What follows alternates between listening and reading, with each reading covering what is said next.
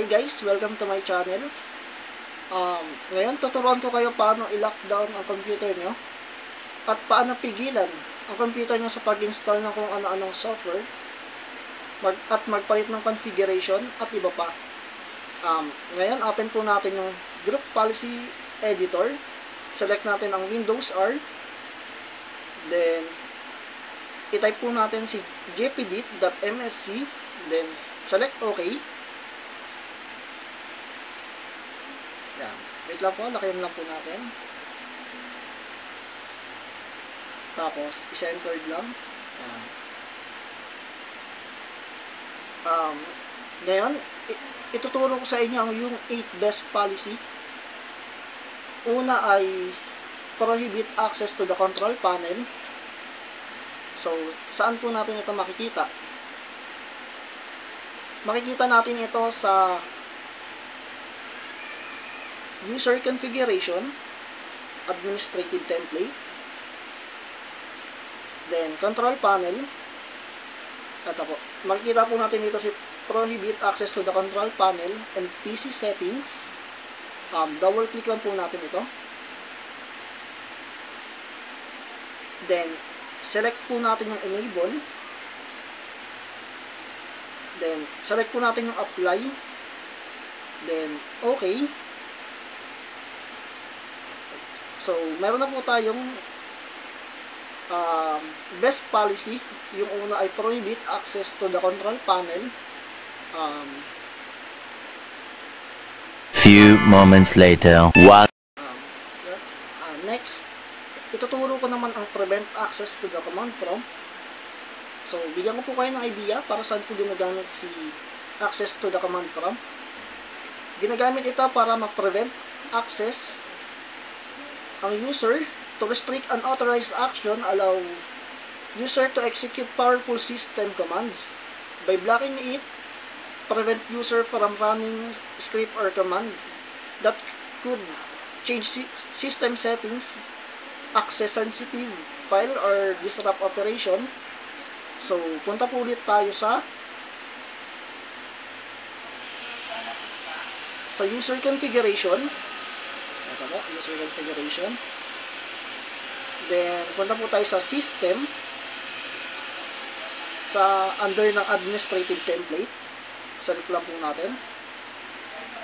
Then, hanapin po natin dito si prevent access to the command prompt.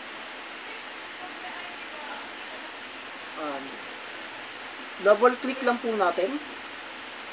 Makikita po natin dito yung not configured, enabled, disabled. Siyempre, i-enable po natin ito. Sa option, makikita po natin dito yung drop down. Disable the command prompt script processing. Yes lang po natin. After that, select po natin yung apply. Then, okay. Meron na po tayong prevent access to the command prompt sa best policy.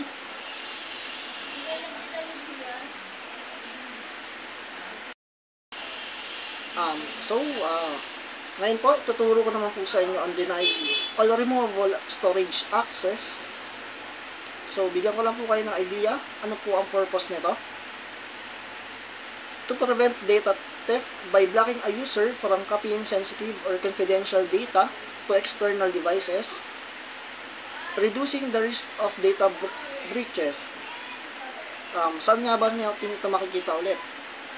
Balik po tayo sa user configuration, administrative template, sa system po ulit. Makikita po natin dito ang file ng removable storage access. Double click lang po natin. Then, hanapin po natin dito ang all removable storage classes. Double click. Then, enable lang po natin ulit. Select apply. Then, okay. Meron na po tayong best policy na all removable storage classes. So ngayon, ituturo ko naman po sa inyo yung guest account status settings. Sa guest account settings, i-disable or enable lang natin yung account. Ang purpose nito ay yung guest account allow anyone to log in without a password. It helps prevent unauthorized access to the system. So, punta po tayo sa computer configuration, Windows settings, then security settings,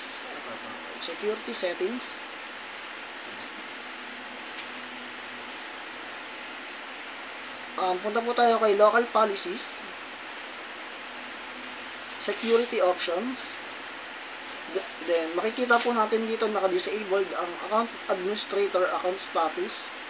Double click lang po natin, then enable, select apply, then okay.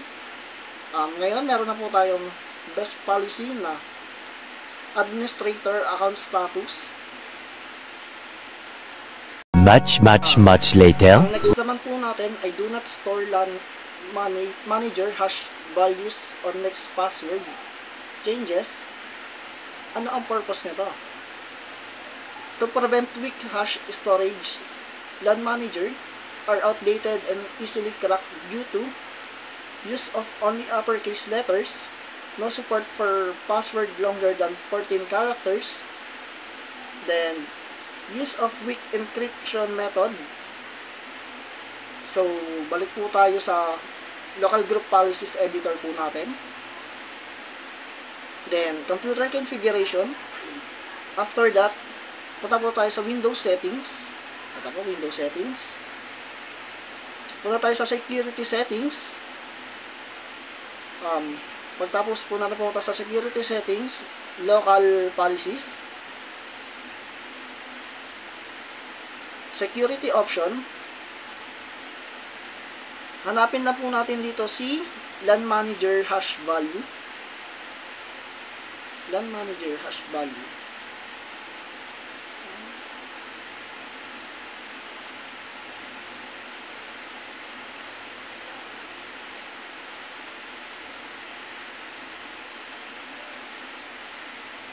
Wait lang po.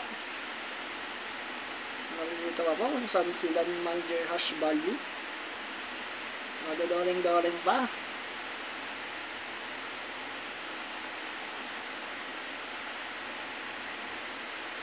Domain, account, administrative, administrator.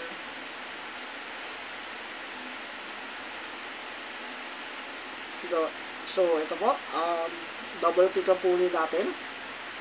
Store LAN manage user hash. Enable lang po natin, then select OK. Select apply po, then OK. Next naman po, ituturo ko naman po sa inyo si prevent auto restart during schedule update installation. Ano po ba ang purpose nito? Bigyan ko po kayo ng idea. To avoid work disruption, prevent the system from restarting unexpectedly while users are working, protecting against unsafe work loss or interrupted tasks. Makikita natin ito sa computer configuration.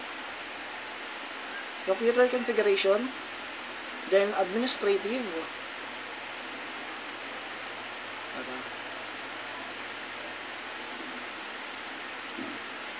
Then Windows component.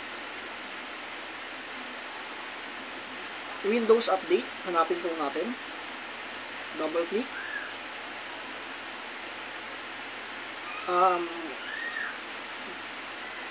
Hanapin po natin dito si no auto restart with log. Ito po. Double click lang po natin. Then enable, then apply and okay. Meron na po tayo, ito po ay no auto restart with log on user for scheduling automatic update installation. Yung panglas naman po natin ay ituturo ko sa inyo si audit policies. Ano po ba ang purpose niya? Ay security monitoring, record event like logins, file access, privilege use, and changes to user account, helping identify potential security breaches or policy violation. Makikita po natin ito sa computer configuration. Balik po ulit tayo. Then, Windows settings.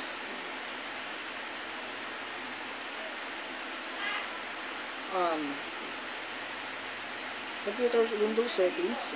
Windows settings. Security settings po. Punta tayo. Pagtas po kay security settings, muna tayo kay Advanced Audit Policy Configuration. Ang audit policy, pwede natin enable ito para sa security ng monitoring. So, ito na po ang 8 best group policy. Thank you.